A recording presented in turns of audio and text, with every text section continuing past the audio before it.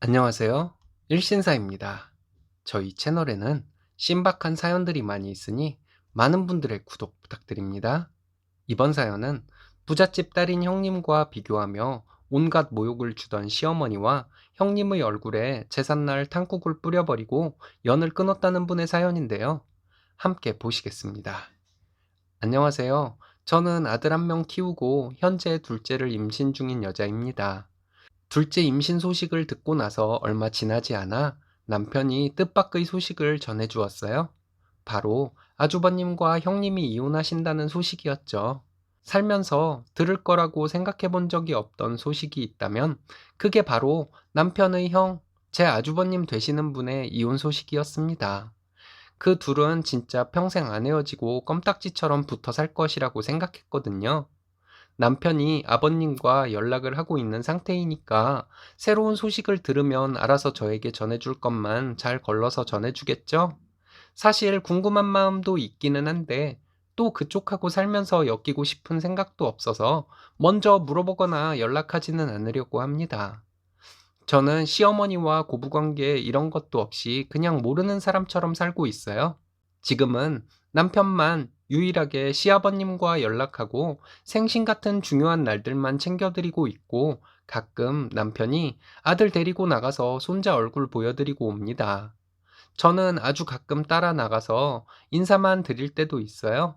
아버님도 저에게 며느리돌이 바라지 않으신다고 하시는데 그래도 아버님은 적어도 미안해는 하시니까 제가 챙겨드려야 할 건 챙깁니다. 사실 아버님 잘못은 없다시피 하니까요.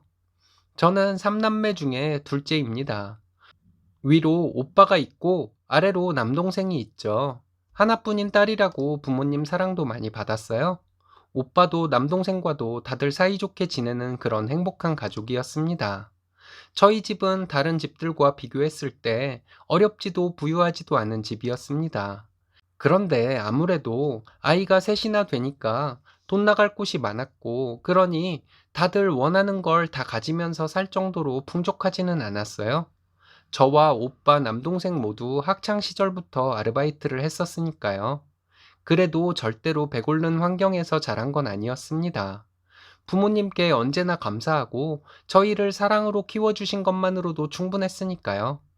오빠는 고등학교 졸업한 후에 대학에는 별 뜻이 없다고 바로 군대를 가서 부사관이 되었습니다. 이것도 온전히 오빠의 선택이었고요. 저는 대학을 갔습니다. 가고 싶었던 4년제 대학을 갔고 장학금을 받고 부모님께서 학비 적금 들어두셨던 것도 보태주시고 오빠도 월급과 오빠 학비로 들어둔 적금이 필요 없어졌다고 그것까지 보태주셨어요. 대학교 3학년 때 남편을 만났습니다. 당시 남편은 취업을 해서 사회생활을 시작한 상태였는데 제가 남편 회사랑 가까운 카페에서 아르바이트를 했고 남편이 저를 보고 먼저 연락처를 준 후 사귀게 되었습니다.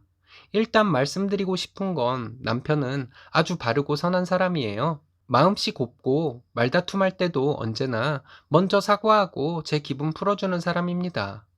연 끄는 어머님과 아주버님 생각해보면 어떻게 남편이 나왔나 싶기도 하고요. 남편은 아버님 유전자만 몰아서 받았나 하는 생각도 듭니다. 2년 넘게 연애하고 저도 졸업한 후에 취직했어요. 작은 출판사였죠. 그래도 저는 만족하고 좋았습니다. 일단은 첫 직장이니 그렇게 큰 곳에서 시작하는 것보다 경험 쌓기에 좋을 것이라고 생각했고요. 두 번째는 사실 요즘 세상에 월급 꼬박꼬박 받으면서 일할 수 있는 직장 찾는 게 쉬운 일은 아니잖아요. 그렇게 저희는 직장을 얻은 후 결혼을 하기로 했습니다. 결혼식이나 그런 거 둘 다 거하게 할 생각 없었어서 언제 하든지 상관없었거든요. 크지 않게 간소하게 챙길 것만 챙겨서 결혼하고 둘이 같이 열심히 모을 생각이었어요. 결혼 준비 때부터 시어머니 차가운 기운은 눈치챘었습니다. 상견례에서 대놓고 브랜드까지 언급하면서 이 정도는 해주시는 거죠? 사실 제 지인들은 더 받았다는데 사돈 사정이 그 정도는 안 될 것 같아서요. 라고 대놓고 저희 부모님께 그러더라고요. 저도 결혼 준비하면서 남편 집안이 제 생각보다 더 부유한 집안이라는 걸 알게 되었습니다. 아버님이 사업하시면서 재산을 많이 불려놓으셨거든요. 남편 때문에 참았어요. 말씀드렸다시피 저희 남편은 어머님과 아주 다르거든요.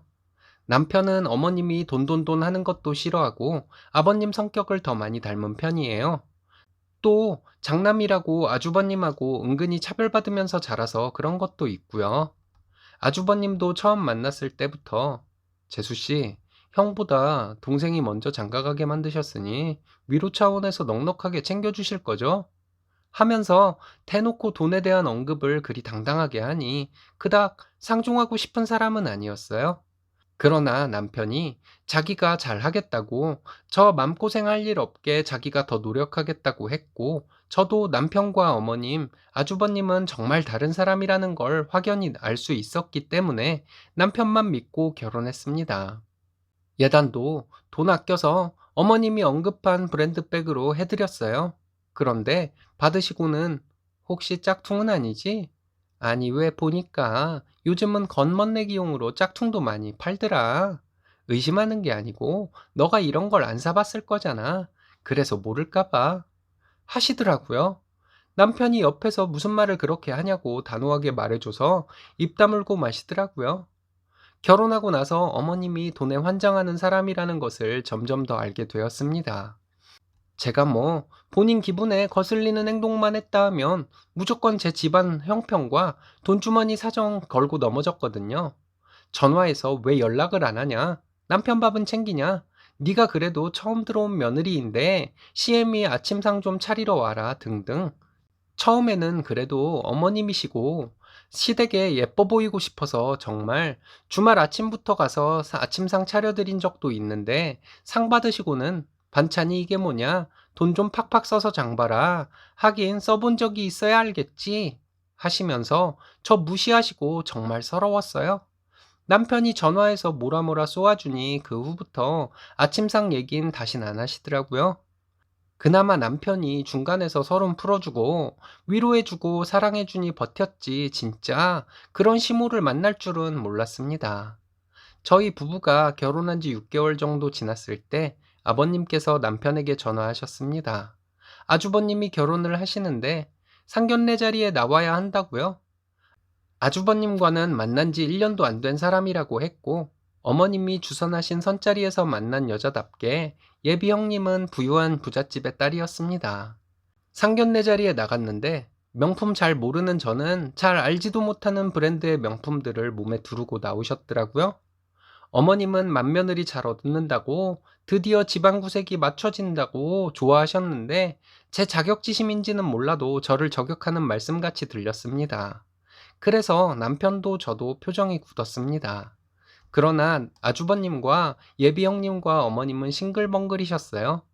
예비 형님은 한술 더 떠 옷이나 한 벌 해줘야겠다고 말하면서 저를 위아래로 훑어보더라고요. 그렇게 아주버님과 예비 형님은 결혼을 하셨어요. 결혼식도 초호화 호텔에서 하셨죠. 아주버님 결혼하시고 어머님은 가족들을 자주 불러 모으셨어요. 그리고 그 모이는 자리는 저와 형님을 비교하기 위한 자리 같았습니다. 형님은 언제나 우리 새아가, 우리 큰며느리 이런 호칭으로 불렸고, 저는 늘 야, 너, 쟤 였어요. 형님은 절 보고 동설하고 잘 안 하시고 댁은, 그쪽은 그러셨죠.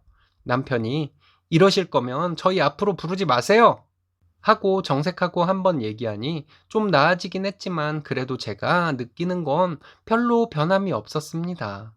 그러던 어느 날 어머님이 이제 제사상은 며느리들이 봐야 할 것 같다 하시더라고요.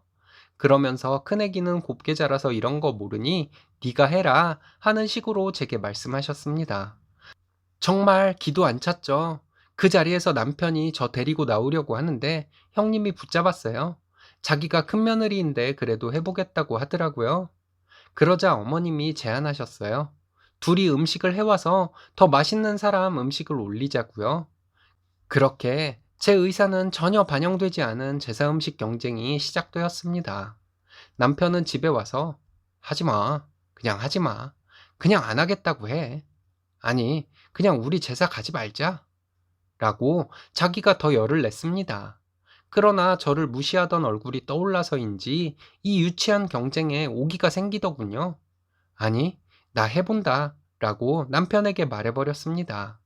참고로 시어머니만 저를 무시하고 싫어하는 것을 대놓고 티내곤 하셨지만 저희 아버님은 절 예뻐해 주셨었고요.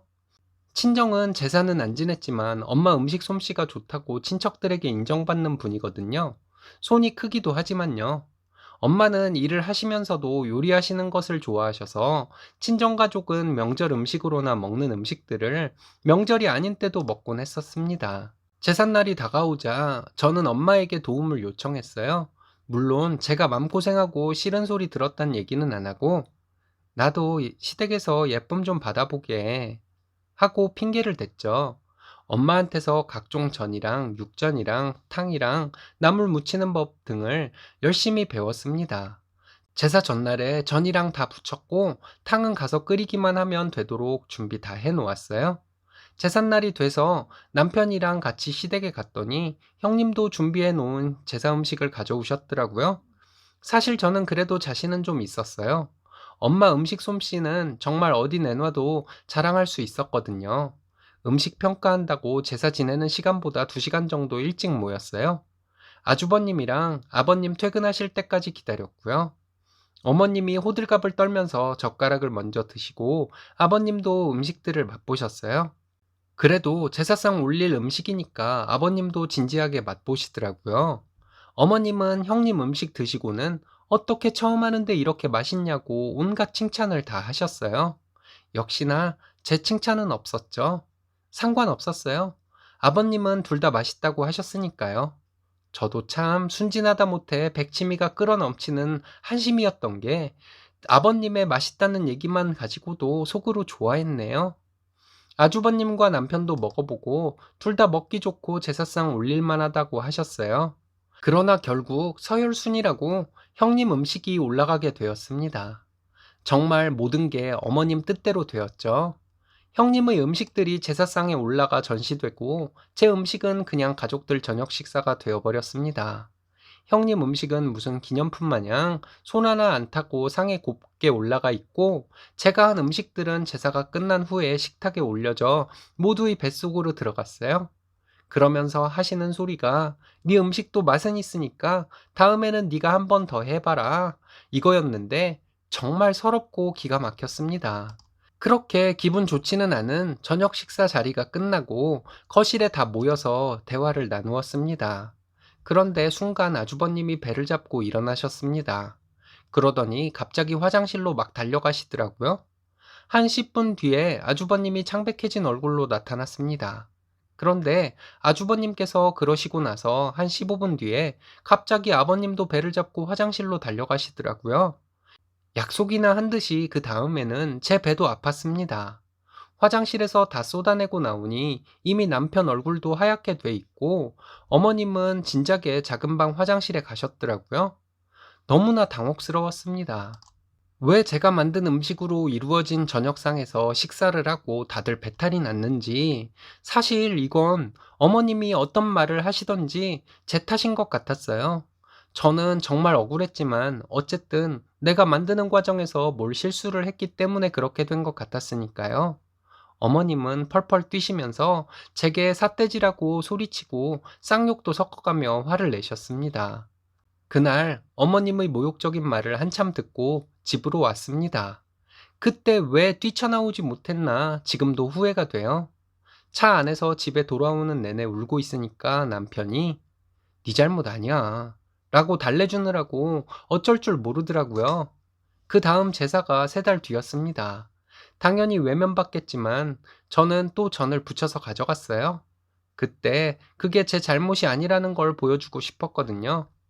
음식을 본 어머님은 혀를 차시더군요. 그리고 형님도 음식을 해왔었습니다. 그때 형님이 어머님에게 남자들 퇴근할 때까지 내일 받으러 가자고 그러더라고요. 그리고 저는 어쩌냐고 물어보는데 어머님은 "지가 뭘 받을 자격이 있어? 냅두면 자거나 하겠지." 하시고요. 그 말들을 저는 작은 방에서 숨죽여 듣고 있었습니다. 눈물이 와락 나는 걸 애써 참았어요. 외출 준비를 하러 들어갔는지 거실이 조용해졌어요. 살며시 거실로 나와 보니까 아무도 없더라고요. 아버님, 아주버님 남편이 퇴근을 안 해서 여자들 뿐이었는데 저는 혼자 남겨질 판이었죠.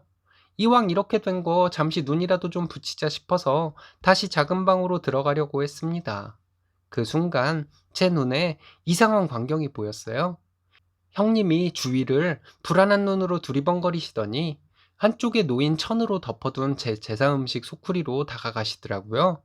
그리고 쭈그려 앉으시더니 무언가를 주머니에서 꺼내서 그 위에 갖다 대고 흔들었습니다. 그 손이 흔들릴 때마다 하얀 가루 같은 게 제가 만든 탕과 나물무침과 전 위로 떨어졌어요. 다가가서 형님 팔을 확 잡아챘습니다. 형님은 깜짝 놀라 소리 지르시고 저는 형님 손에 들린 걸 빼앗았어요. 그것은 바로 가루약이었습니다. 정확히 말하면 설사를 유발하는 변비약이었던 것이죠. 형님, 이게 뭐예요? 지금 제 음식에 설사약 뿌리신 거예요? 설마 지난번에 그것도 형님 짓이에요? 제 음식에 일부러 설사약 넣으신 거예요? 제 다그침에 형님은 잠시 우물쭈물하더니 이내 빌듯이 말하더라고요. 미안해 동서. 근데 제사는 큰며느리가 챙기는 게 맞잖아. 내가 그때 동서 음식을 살짝 먼저 맛봤는데 너무 맛있더라고. 그래서 아버님이 동서 음식으로 올리자고 하실 것 같아서. 그 모습을 보는데 마음에 쌓여있던 것이 터져버렸습니다. 순간 저는 국자를 집어들고 탕국을 떠서 형님 얼굴에 확 뿌렸어요. 형님은 깍 소리를 지르셨고요. 미쳤어? 이거 얼마짜린 줄 알아? 하면서 그 와중에도 자기 명품옷 걱정하더라고요. 그리고 소리를 듣고 나온 어머님은 어디 손이 형님에게 이런 막대먹은 짓을 하냐고 날뛰셨습니다. 저는 맞서서 소리 질렀어요. 이제 형님 대접 안 하려고요. 이거 보세요. 제 음식에 설사약 넣은 거. 이거 저 혼자 한 음식 아니에요. 저희 엄마가 딸 이쁨 받도록 도와주시고 싶으시다고 열심히 도와주신 음식이라고요. 그런데 이걸 이렇게 무시해요? 당신이 뭔데요? 그리고 저는 정신없이 또 한 국자를 뜨려고 했어요. 그런데 순간 어머님이 소리를 지르시더라고요. 그럼 이렇게 해야 걔도 너를 미워하지? 어머님의 말에 저는 잠시 손을 멈추었습니다. 그러자 형님이 다급하게 말했어요. 사실 어머님이 다 시키신 일이라고 말하는 형님의 말에 정말 정신이 다 아찔했습니다. 어머님이 형님에게 둘째네 이혼을 시켜야 한다고 저 꼴도 보기 싫고 이혼을 해야 너네한테 재산을 더 줄 수 있다고 그랬대요. 아무리 사랑하는 아내라도 몸 해치려고 하면 정 떨어진다고 하시면서 이런 일을 꾸미셨다고요. 어이가 없었고 기가 막혔습니다. 이딴 사람들한테 잘 보이고 싶어서 노력했다는 것도 제 스스로가 너무 바보같이 느껴졌어요. 그 자리에서 거실바닥 위로 탕국 냄비 발로 차서 엎었습니다. 어머님이랑 형님은 소리 지르고 난리도 아니고요. 저는 그 자리에서 형님 음식 다 엎고 제 음식이랑 가방 챙겨 들고 나왔어요. 운전은 이대로 하면 사고 날 것 같아서 남편에게 문자로 차 좀 갖고 오라고 했죠. 전화했더니 음성으로 넘어가기에 정말 엉엉 울면서 메시지로 무슨 일이 있었는지 다 얘기하고 끊은 후 핸드폰도 가방에 던져버렸어요.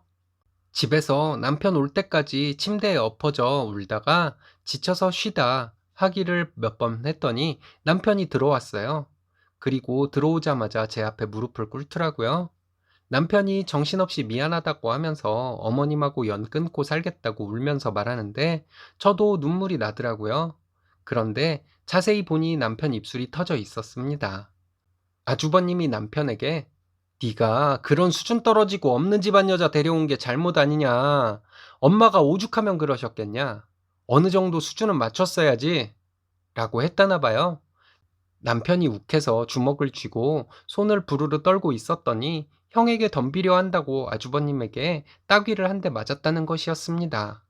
그날 남편이랑 서로 부둥켜 안고 한참을 울었네요. 일주일 정도가 지나고 집으로 아버님께서 찾아오셨습니다. 저에게 미안하다고 하시면서 당신께서도 중재를 잘 했어야 했는데 어머님이 가난한 친정에서 살다가 돈맛을 봐서 그런지 돈으로 모든 것을 평가하는 경향이 있다고 변명처럼 말씀하셨습니다. 그러면서 아버님께서는 저희가 연을 끊고 산다고 해도 이해하실 수 있다고 너희들끼리 잘 살기만 하라고 말씀해 주셨어요. 그렇게 연을 끊기로 하고 나서 어머님께 연락이 와서 온갖 회유와 폭언을 번갈아 들었어요. 그래도 아들인데 엄마랑 연을 끊는 건 아니지 않냐며 설득하라고 하더라고요. 저는 정말 어머님에게 딱 이렇게 말했습니다. 지금 누구한테 뭘 부탁해요? 아드님을 그렇게 사랑하시면 아드님이 사랑하는 여자랑 이혼시키려는 수작은 부리지 마셨어야죠. 어디 이제 와서 헛소리야? 이렇게 전화 끊어버렸는데 그 뒤로 연락을 한 적이 없습니다. 첫 아이 임신 때도 출산 때도 연락 안 했고 아버님만 알려드렸어요. 어떻게 소식을 들으셨는지 연락 오셔서 아들 낳았으니까 수고했다 어쩌고저쩌고 하면서 또 달라붙으려고 하는 거 제가 차단했어요. 끼리끼리 만나서 평생 잘 살 줄 알았는데 아주버님과 형님이 이혼한다니까 신기해요. 자기 동생 얼굴까지 때려가면서 와이프 변호하려고 하더니 무슨 이유인지 궁금하긴 합니다. 남편이 알게 되면 말해주겠죠. 본인도 아직은 확실히는 모르고 궁금해하고 있어요. 앞으로 시모랑은 연락 안 하고 살 것이고 우리 아이들도 어깨 못 펴고 다니는 일 없도록 올바른 마음가짐 가진 사람으로 잘 키울 거예요. 들어주셔서 감사합니다. 사람의 마음가짐을 봐야지 왜 사람을 돈으로 평가할까요? 시어머니는 사람을 제대로 볼 줄 모르고 제멋대로 사는 분이라 이렇게 응징을 당하고 살게 되었나 보네요. 쓰니님, 앞으로 좋은 남편분과 행복하시길 바랍니다. 오늘의 사연은 여기까지입니다. 재밌으셨다면 좋아요, 구독 부탁드려요. 일신사는 여러분들의 사연으로 제작됩니다. 많은 사연 제보 바랍니다. 여러분들의 사연은 아래 메일 주소로 부탁드려요.